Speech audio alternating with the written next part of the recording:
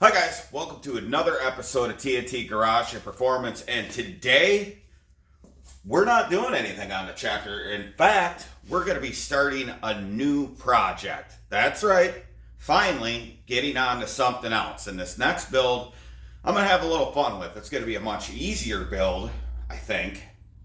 Maybe. But first thing we got to do is go get the bones of this build. Not the body itself. We got that.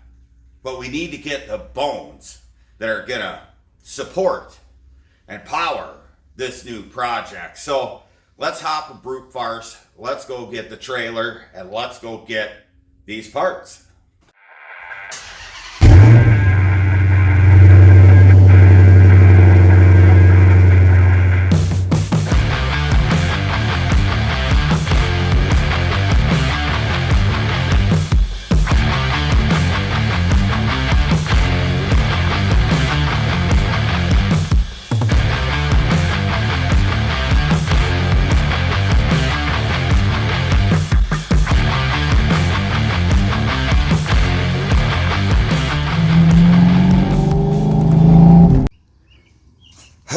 Old brute farce.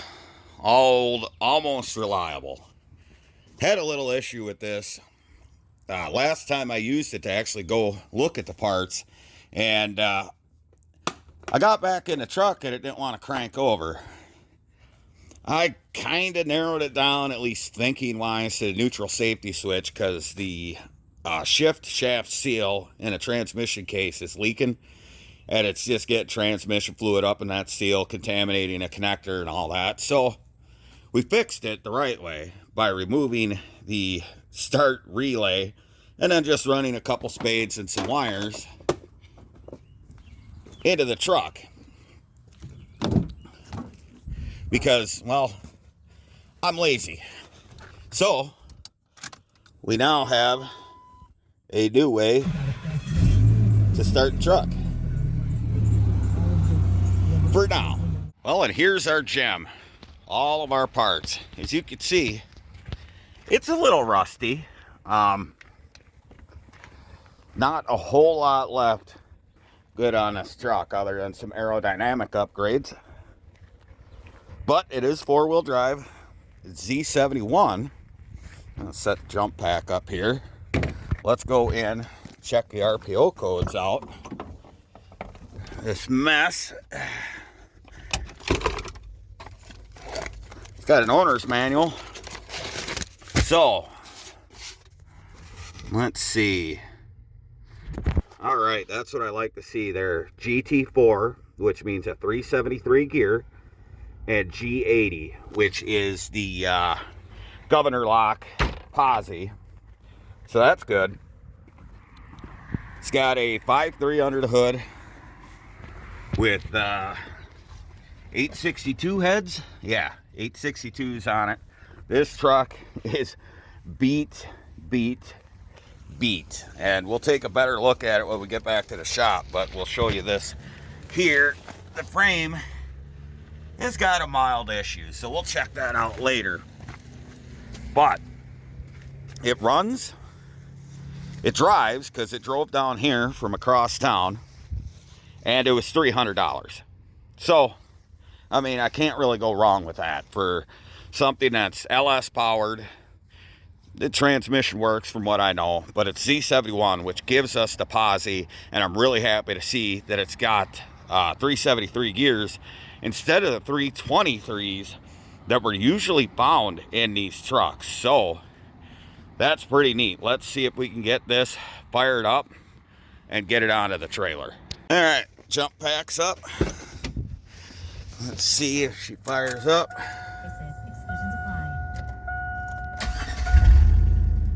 There we go. She's got some charge. Shut this off. Hey, that thing sounds pretty dang smooth. It doesn't even have that typical 5.3 sound. I get the piston rock when you first fire them up. So it's got a, the tapping sound that these make and Vortec 5.7s make.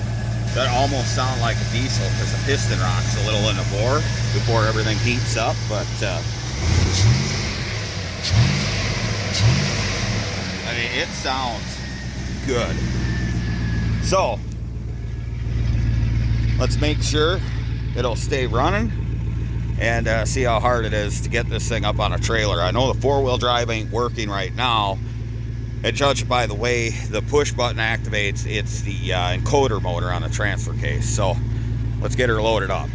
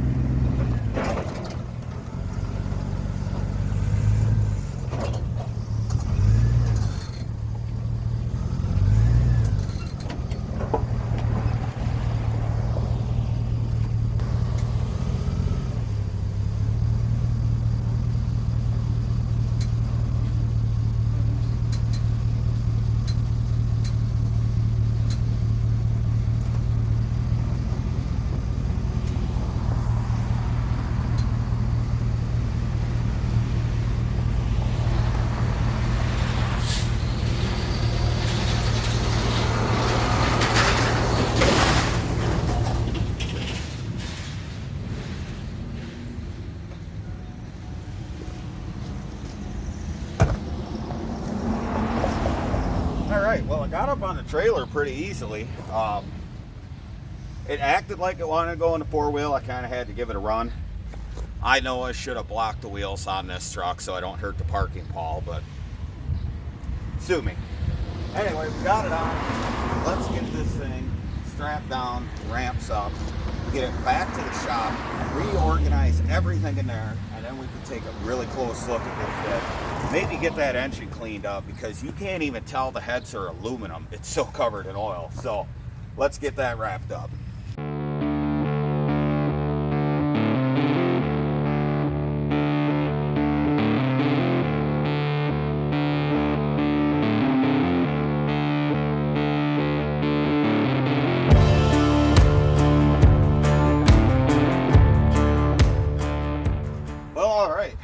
Got her loaded down. It's tight enough, should stay put.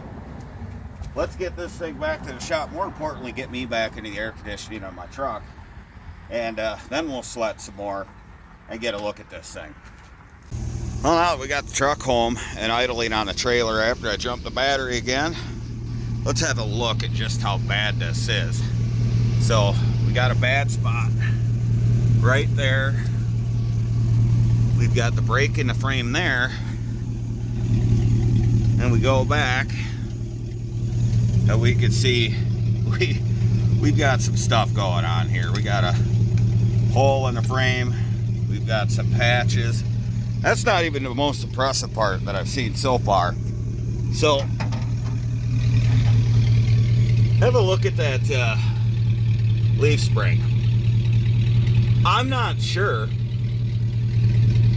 Oh, looks like it broke right up there by the U-bolt, worked its way forward and been working into the side of the fuel tank. That's nice. Glad to know that this was being driven like that. You know, the box is really good. I could probably sell that. That's in perfect shape. Z71 stickers are probably worth quite a bit of money to some Chevy guy. So, you know, box definitely worth something there. That's pretty nice. This side of the frame, honestly, doesn't look that bad. Where the cross member is, looks fine. It's just flaky. Yeah, there's our problem spot right there. So I'm willing to bet this frame is going to be no good. You know, everything is fixable to an extent, but we'll see.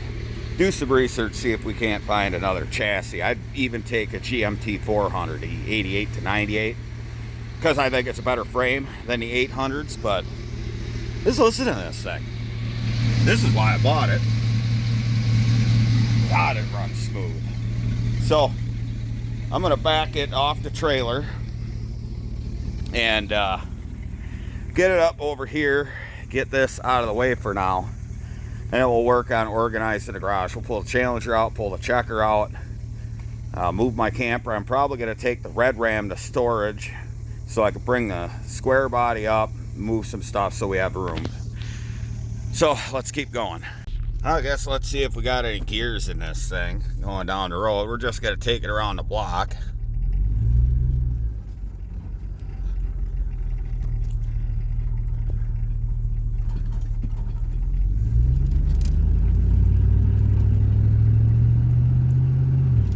Second.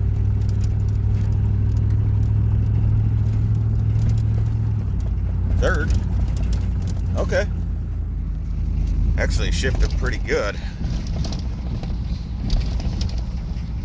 Let's go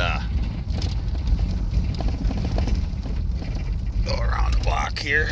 God, this thing, if you ever driven a truck with a broken frame, it is all over the place. I would not recommend it. That's a nice second gen. I'd like to have a regular cab short bed second gen, but things are going crazy. Man, that thing shifts actually pretty good. I cannot complain about that. For a 4L60, it's firm, it doesn't shift, or slip, sorry. Of course it shifts, otherwise I'd be not as happy. This thing sounds like crap. That exhaust all busted up, but feels like a typical 5.3. So we'll pull it up in the driveway, out of the way, close to an outlet so we can charge the battery. Get everything else moved, I guess. And the brakes work. Actually, the brakes work quite well.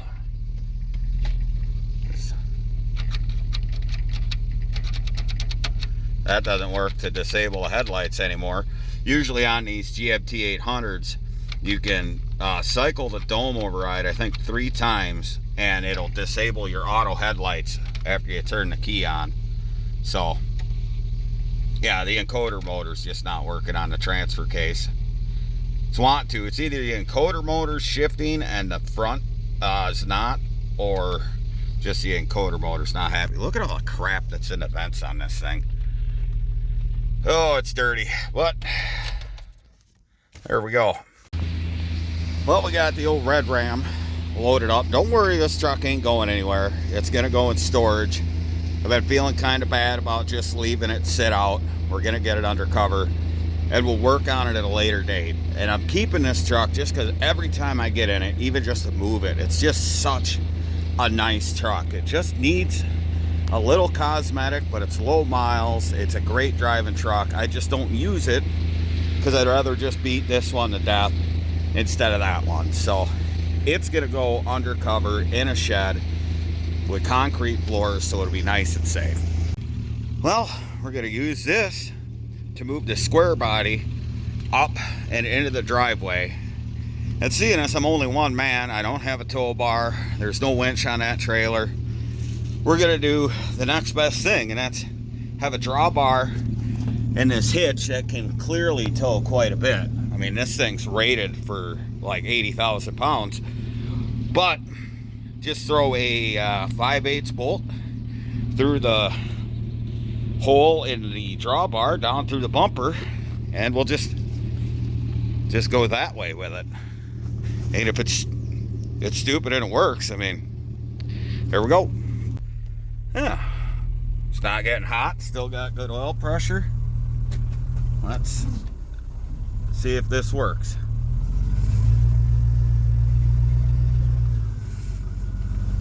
Well, how about that?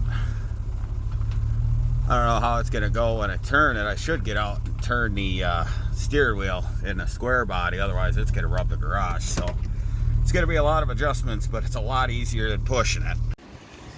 Well, here's one thing we're going to start with before we get too carried away on tearing apart this truck, is I've got the frame jacked up, we've got it level, we've got the bed gap. I'm going to go in here with a wire wheel, and we're going to clean this up, and we're just going to lay a weld on here. I know this isn't a long-term fix, but I want this not coming apart so I can take the bed off. Because if I don't weld this together, the bed is the only thing keeping the frame from tipping up like that. So if I pull the bed off, it's just going to fold everything up, make it a pain to move around. So we're going to hit this with the wire wheel, and then we're going to grab the welder and lay a nice bead on that. Hopefully get this to hold together long enough for disassembly and inspection. There we go. You can see right where that weld broke against that piece of steel. If I were to guess, that's a stick weld. We'll bury some wire and some heat in it. Hopefully get it to hold together. Almost forgot, before you weld on it, disconnect the battery. And always, like I said before, disconnect your negative first. Because if you touch the metal while you're disconnecting it, you won't arc. And once the ground's off, you don't have any issues touching the positive metal because there's no circuit. So that's why I always take the ground off first and install it last. And I say this enough, disconnecting the battery when you're welding on something saves from a short circuit or anything like that, a voltage spike from going through the system and frying any of your electronics, because I do care about all the electronics that run this engine, because we're going to keep it all. So disconnect the battery before you weld. All right, well, we got it enough to where the bed's not touching the cab anymore. It's not perfect, of course there's not a whole lot here, but we got it buzzed together enough that we could disassemble this truck. So next step is to go underneath and take the bolts out for the bed, and let's get the bed out of the way. We'll look at the rear frame section once that happens. Then we can kind of start focusing on the cab. We'll probably take the doors off and then work our way in, because I want all the wiring out of this before we start taking stuff off and throwing it out. So I'm going to look underneath, see what we need to get this bed off. All right, well, it's a little dark out, but we're getting ready to pull the box off of this thing. Got the tail lights out, which I had to cut the bolts because, of course, ended up having to cut every bolt holding the bed to the frame, and you know, get that free because I want the harness. But this bed is pretty nice. It's got these detachable lower toolboxes. Pretty neat, huh?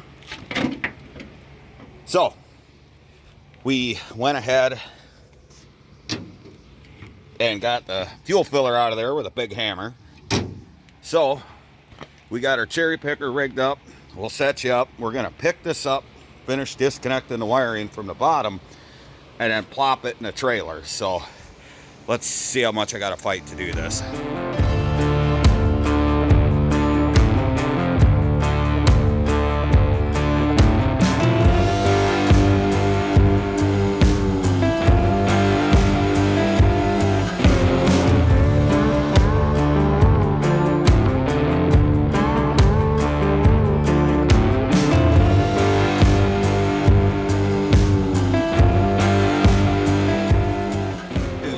The bed's off. The bad news is now the truck won't run. So we're gonna bring the trailer over, wheel it under here, drop this bed in, and put trailer back over there, then worry about getting the truck back in the garage.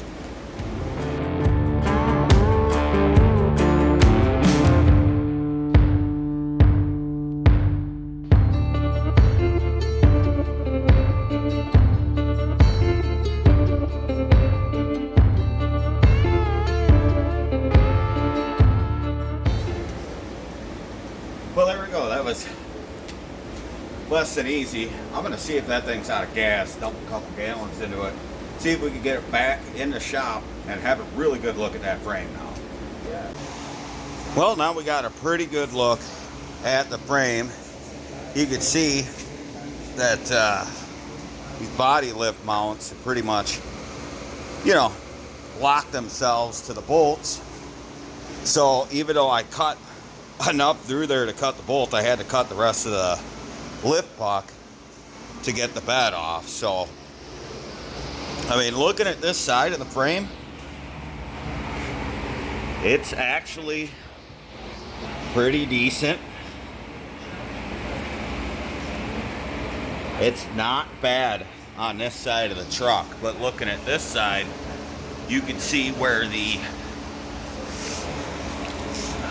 bump stop has rotted out a section of the frame where that bolts in.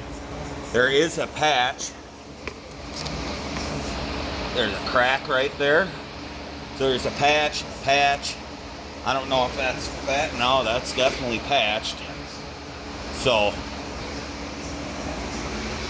not perfect by any stretch of the imagination. We'll jump over on that side and get a closer look there. In the back of the frame, there's really nothing to rust back here. This cross member,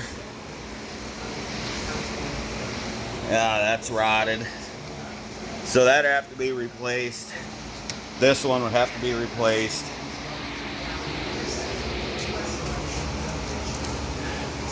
The fuel tank cross members rotted out right around the tank, of course. And this front one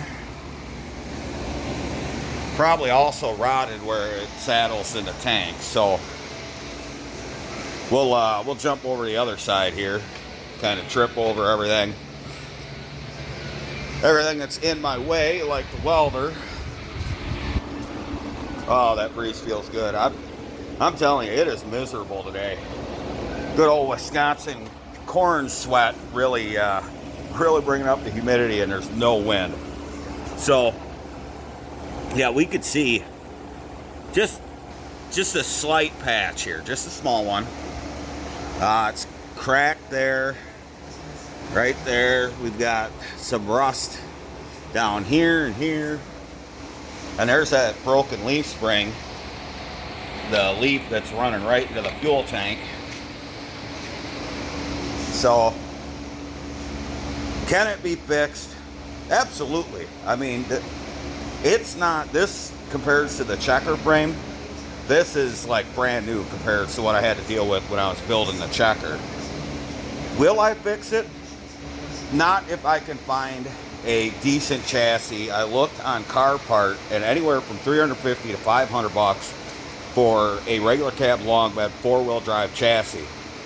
So I'll probably get that new chassis. I won't throw this one away yet, because if I shore up that one area under the cab, get it level again, I can use this for mock-up. So if I set the body on here, I could use it to mock up the mounts to where they're gonna go, and then once the new chassis rolls in, we're good to go. So I do find it funny how it just decided to not run after I took the bed off. That's pretty neat. Wasn't out of gas, I put some fuel in it, but it ran long enough and moved and drove long enough that we know that everything else in this truck is viable. So the next step, I imagine, is to tear the front end off and really start digging this down to where we could get it into a bare chassis with just the drivetrain. That way, anything that's not saleable, like I think a door on the other side. I mean, a lot of these panels are pretty good. This front fender seems to be in really good shape. Actually, it's in really, really good shape. Little bubble there, but I'm gonna take the panels that are good off of this truck and sell it, and that'll help fund the project. Headlights, marker lights, they're foggy but good. I mean, this fender could be fixed. It's not rusty. So we'll probably take all this front sheet metal off and set it aside to sell. And then I could really start digging in and get the wiring out of this truck. So I'm going to decide what to do next, and then we'll come back to you.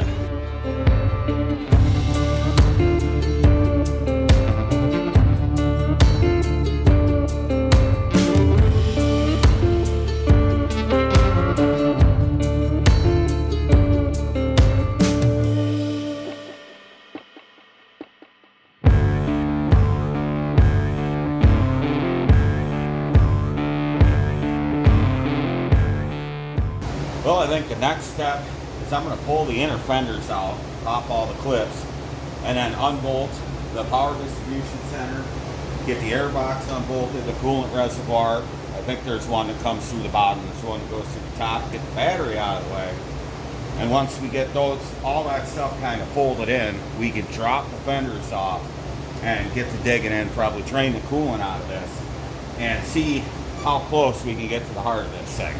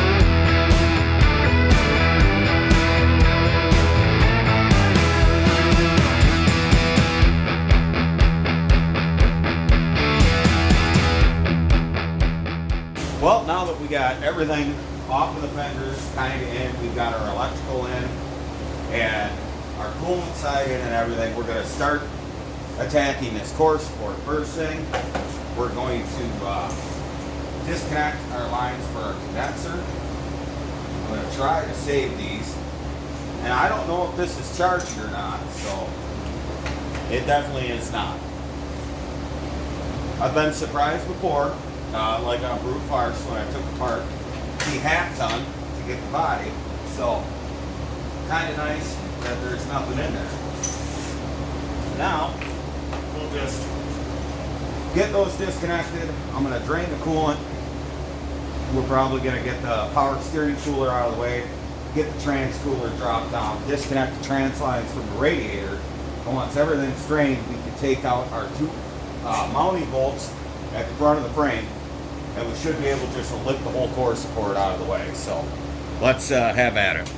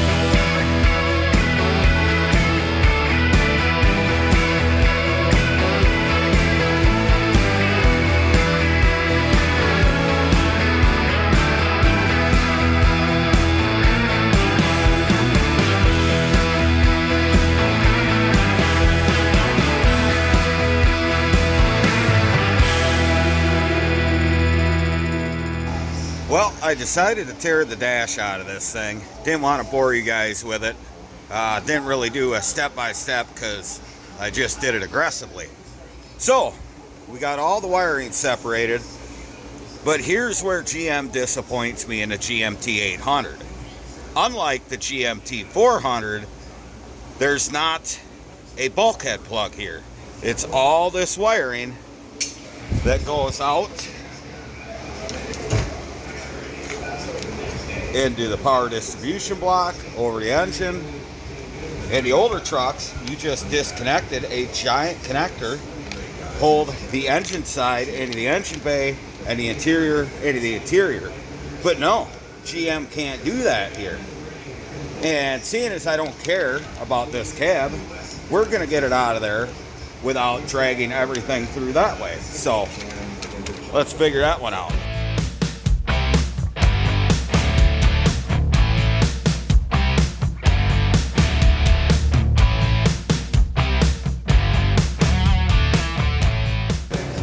And aside from I got to pull the driver's seat to disconnect the harness from that and our e-brake cable, we got the entire harness out of this truck, and that's all going to go with this drivetrain. So that's the easy way to do that. Oh, all right. Like I said before, we got all the wiring out except for that seat harness. I've got the booster disconnected from the firewall. We've got the column and the pedal box. So a lot of that stuff we're going to use in the Squarebody. So we're going to try and retrofit that pedal box to work. We're absolutely going to use the column because I want all this electrical stuff to jive. So we got all that. So the next step is to get those final pieces of wiring out of there, and then we can probably disconnect these AC lines and work on getting the cab off the chassis. We've got a hood we'll sell, the fenders will sell. I don't know if anyone needs dash pieces. Probably just get thrown away with the other stuff on the truck, but that should work out pretty well. All this, it looks like a mess now. Under the hood is a Squarebody, and of course most of this wiring inside the cab. So it's about 1 o'clock at night.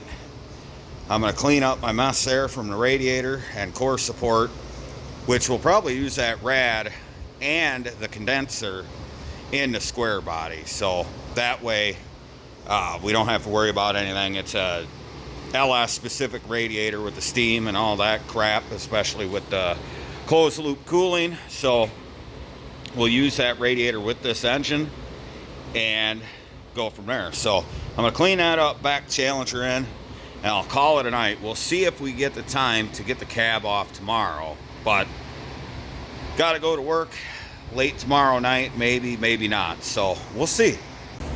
All right, we got the doors off, we got the seats out, and now we're going to get the cab off. So I just ran the cherry picker inside to pick it up because I'm going to have to cut the body mounts. So we got some upward force lifting the cab. I've already got the 2 rear mounts cut. I just got to switch batteries up here, cut through the 2 front mounts, and then we should be able to lift it up and see if there's any like grounds or anything that we cut as we go.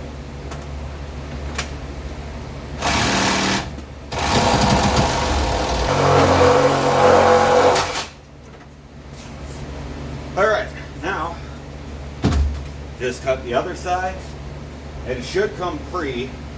What I'll probably do is set it back down on the chassis, roll it outside, get the cherry picker back in so I can pick it up, back the cherry picker off over the chassis, and then we'll put it inside the bed on the trailer.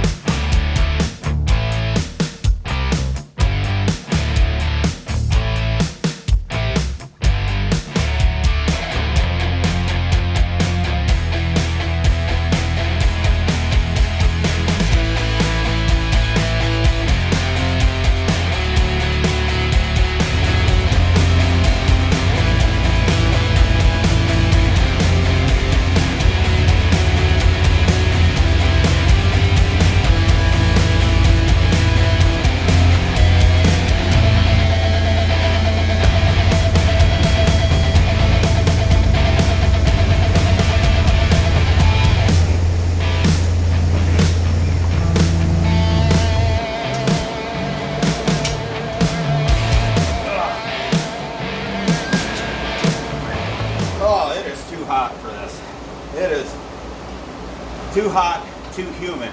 You ever heard of corn sweat? That's Wisconsin talk for summer sucks. That's what that is. I don't know why they talk about it like a thing. It's like, oh, it's this magical horticultural phenomenon that happens. Like, no, your life is going to be miserable as the corn expels moisture. Thank you. You're welcome for us feeding the world, by the way, because it sucks here right now. But anyway, as you can see, we have the bare chassis with the drivetrain and the GMT 800 in here. And I seem to be collecting stuff, and I need to go to the doctor to get myself checked out because I'm getting way too many fuel injected things in here. We got a Gen III Hemi, a 5.7 sitting right there on my son's Charger that, well, we're going to throw a cam in, a few other goodies, and basically go through the motor, make sure it's good, slam it back in his Charger. That thing should make at least 475 horse. And out of everything I could possibly have in this garage, there's an LS. Get it off! I know. I have an LS, and I'm going to use it. And we're going to do a little bit to it. We're going to build it a little bit. And what that's going to be is a project that's going to turn into a great driver that is just smooth, comfortable, good power, just pleasant in an old shell. So I'm going to clean up a little bit around here, and then we'll get everything rolled around and get into, well, the wrap up of this video. So I need water, a lot of water, all the water. Well, now that I got some water in me, got that stuff there, I'll end up piling this stuff back there as well so I can get my cars in here. But hopefully some of these parts and pieces that are halfway good on the truck will sell for whatever money and help fund this project because, well, we're all about budget here. So let's have a look around. This whole setup, this is going to the scrap yard. This ain't worth nothing. We're gonna put the sides back on the trailer. Probably take it in the next week or so after I get the radiator and everything out of the core support. But the plan with that GMT 800 is to throw the C10 on there. Now, from the looks of it, I'm gonna have to put a cab corner on this side and probably a rocker. Yeah, it's gotten pretty bad. And we're gonna get a different box. But the fenders are good, the hood's good, the rest of the metal's good on this truck. And it'll be just pick it up, plop it on the GMT 800 chassis, new body mounts, all that. And pretty much we're gonna have all the wiring, all the electronics out of that 99 in this truck, including a column and a couple other things. So it'll act like a 99, which I think this thing will look pretty cool on a four-wheel drive chassis, just with the right wheels, the right stance, the right everything. So, and it'll have air conditioning. So let's get back in the garage because frankly, it sucks in the sun. Well, so here we go. The first LS T.N.T garage in performance. Now, a lot of you guys had said before, oh, you just don't know how to work on them. Well, here's one right here, and I guess we'll find out. It's got a nice little 5.3 here. How you doing, 5.3? Oh, I'm doing good. See? It's a good little engine. You know, pretty happy little guy, aren't you? Oh, yeah. I just wish I was as good as a big block Chevy. Well, you know, everyone tends to think you are, but, you know, you're just a little guy. Oh, I know. But if you boost the bananas out of me, I'll run 9s. Well, fair enough. So, carry on, little guy. Oh, all right. That pretty much wraps up this video. I got as far as I wanted to get. We got the entire body off of this chassis. And now you know this chassis is not in great shape. So we may reframe it or may see what the possibilities are of fixing this. If I can find a cheap frame, we're doing that. But I have isolated all the wiring. I mean all the wiring out of this truck, out of the cab and everything. All this is going to go in that square body. Like I said previously, it's going to act and behave like a 99 Silverado. which is great. We're going to use the factory steering column out of the 99, which will let us use the cruise control. We'll have a shift cable instead of the shift linkage, which is just easier in my eyes. We're going to use the brake booster master off this chassis. We've got the pedal box from this chassis. So all of this is going to be tucked up nice and neat in that square body, where when you open the hood, if you can't see the fenders, you think you're looking at a 99. So that is the plan for this particular build. And yes, it's going to be an independent front suspension, 4-wheel drive square body. I know that may sound like sacrilege, but what I'm going for is building the ultimate driving 4-wheel drive square body. And honestly, these Chevys, the GMT 400s, the GMT 800s, are great driving trucks if you can keep front ends in them. But we put good components in it, it'll last forever, it'll drive great, it'll ride even better. And it'll be nice and smooth with just 5.3 and the 4L neutral behind it, which I make jokes, but this transmission actually shifts really good. We're just gonna drop the pan, change the fluid, kind of leave it alone. As far as 5.3 goes, we are gonna pluck it out, and it's leaking oil everywhere, from everywhere. The valve cover gaskets are leaking, the oil pan's leaking. So we're just gonna go through, re-gasket this motor, check it out, maybe freshen it up if it needs it, but we're gonna put a very mild cam in it, just to get it up over that 300 horsepower mark, and be happy with that. So, hopefully you guys enjoyed this video, and with the revisit of the square body build, we're going to build something really cool. Don't forget now to like, share, and subscribe, because the content coming from this, it's going to be pretty awesome. So go ahead and do that. Hit the bell icon so you know when new videos are coming out, and follow me on social media. The links are down in the description below. Check out all of the playlists we have on the channel. We'll put the square body one up in the corner here so you can see the first rendition of the truck when we just threw a hot small block in it and got it running for my kid. And we're gonna build it even better now. So check all that out. And also look forward to the Gen III Hemi build coming up, probably in a very near future, and what kind of power that thing makes and how good it's gonna sound with that new comp cam that's going in. So that being said, I'm gonna finish up out here and then get out of the heat. So remember, until next time, if it ain't broke, fix it till it is. We'll see you soon.